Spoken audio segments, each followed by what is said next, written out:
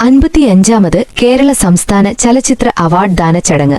ആഘോഷം, കയ്യടികൾ, ഫോട്ടോകൾ, താരസമ്പന്നമായ വേദി. പക്ഷേ ചടങ്ങ് കഴിഞ്ഞ ശേഷം ഒരു ക്ഷണക്കത്ത് കൂടിയെത്തി. ഇത്തവണ രംഗത്തെത്തിയത് നടൻ ഷമ്മി തിലകൻ. ജനുവരി 25-നാണ് അവാർഡ് ദാന ചടങ്ങ് നടന്നത്. പക്ഷേ ചടങ്ങിലേക്ക് ക്ഷണിച്ച കത്ത് ഷമ്മി തിലകനെ തേടിയെത്തിയത് 4 ദിവസം കഴിഞ്ഞാണ്.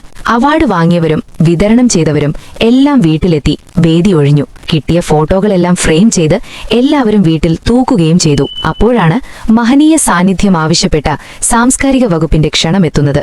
തിരുവനന്തപുരം മുതൽ കൊല്ലം വരെ ഒരു കൊറിയർ എത്താൻ 4 ദിവസം വേണ്ടെന്ന് എല്ലാവർക്കും അറിയാം. എന്നിട്ടും ചടങ്ങ് കഴിഞ്ഞ് മാത്രമുള്ള ഈ സമയനിഷ്ഠ പരിഹാസാർഹമാണെന്ന് ഷമ്മി തിലകൻ പറയുന്നു. ഇത് മന്ത്രിയുടെ അനാസ്ഥയല്ല, കൊറിയർ കമ്പനിയുടെ പിഴവുമല്ല, മറിച്ച് ഇതിലെ ആർട്ടിസ്റ്റിക് ആംഗിളാണ് കാണേണ്ടത്.